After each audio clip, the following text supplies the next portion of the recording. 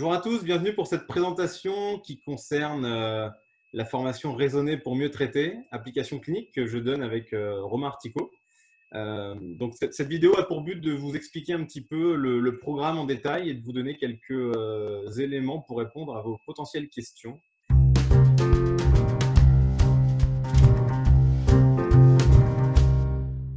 Alors, en fait, la formation, c'est une formation de méthodologie. L'idée, c'est de dire que le raisonnement, il s'acquiert avec l'expérience, mais si on n'a pas l'expérience, c'est tout simplement avoir une méthodologie de recueil de données, de catégorisation des données, pour pouvoir derrière poser des hypothèses et venir les tester et en déduire un traitement. Voilà, donc c'est de l'induction, on pose des hypothèses et on déduit le traitement. L'objectif de cette formation, c'est traiter le patient. On n'est pas là pour faire du théorique, on est là pour savoir ne plus être bloqué face à un patient. Donc, c'est de la méthodologie pour traiter le patient. Voilà, tout simplement.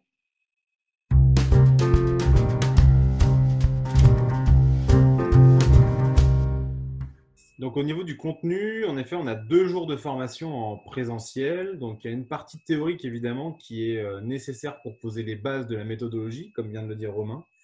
Une méthodologie qui s'appuie sur des éléments de neurosciences, sur des éléments de la cognition, de comment fonctionne le cerveau humain. Donc on a besoin un petit peu de reparler de ça, de reparler de ces éléments de base. Et puis tout de suite, on va rentrer dans le vif du sujet avec du traitement. Du traitement et surtout des éléments de raisonnement. Donc, par exemple, on va parler beaucoup d'hypothèses et de catégories d'hypothèses notamment qui vont nous servir pour acheminer notre raisonnement vers un traitement potentiel pour le patient. On parlera de réévaluation, le test-retest. On parlera de tests de différenciation. On apprendra les meilleurs tests dans certaines situations, comment les reconnaître, comment les utiliser, notamment avec la métrologie des tests, c'est-à-dire leur puissance statistique et l'utilisation en clinique.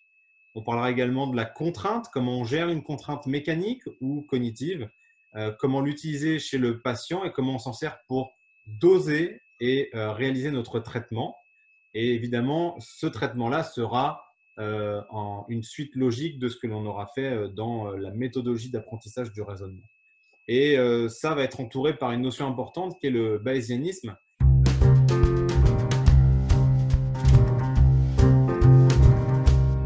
Oui, alors tout à fait. Moi, c'est vrai que c'est quelque chose que j'ai découvert principalement dans ma thèse. Lorsqu'on s'intéresse aux neurosciences et aux neurosciences de l'apprentissage, on se rend compte que la loi mathématique qui permet de formaliser le fonctionnement du cerveau, le raisonnement du cerveau, c'est une loi probabiliste qui s'appelle la loi de Bayes. Donc, quand on parle de bayésianisme, on parle un petit peu de cette loi mathématique et de toutes ses dérivées et de l'application à la vie quotidienne et à la pratique clinique et au raisonnement clinique. Il s'agit juste de comprendre que c'est une loi qui permet d'intégrer les connaissances subjectives du thérapeute, l'expérience clinique. On va voir que c'est indispensable pour pouvoir en conclure des choses, que ce soit dans la façon dont je vais répartir mon traitement. Est-ce que je vais faire plutôt du cognitif? Est-ce que je vais faire plutôt du mécanique? Est-ce que je vais faire plutôt euh, euh, du neuro, etc. Ou que ce soit pour la métrologie et l'application des tests cliniques, ça sera un point de la formation important où on verra que si je veux comprendre comment appliquer un test clinique, il faut que je connaisse le principe de Bayes qui se base sur les a priori.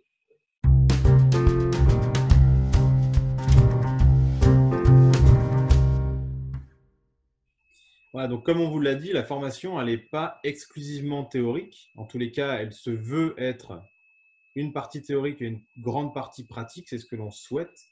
On a eu l'exemple d'une première formation qu'on a donnée à Nantes où il y avait beaucoup de questionnements et d'échanges de questions-réponses qui nous ont amené effectivement à faire de la pratique et à faire beaucoup de mise en situation. Alors comment on va arriver à ça? Eh bien, on a beaucoup de cas cliniques que l'on va mettre en place, des cas cliniques progressifs, c'est-à-dire un cas clinique plutôt simple au départ, en tous les cas dont le raisonnement et sa réalisation sera plus aisé par tout le monde.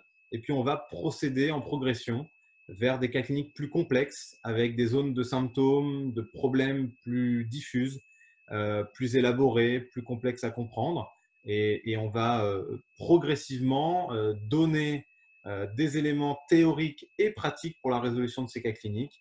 On va faire pratiquer les participants pour qu'ils puissent mettre en application les notions de contrainte, de dosage, de test, de technique.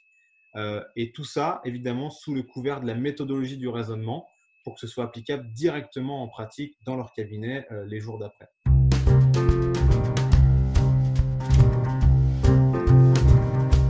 C'est ne plus se retrouver face à un patient en se disant « je ne sais pas quoi faire », toujours avoir une solution et être capable de la justifier le plus EBP possible en se basant sur la science. Voilà, donc j'espère que ça va vous plaire. En tout cas, on vous attend. N'hésitez pas si vous avez des questions et puis on vous dit à À très bientôt. bientôt.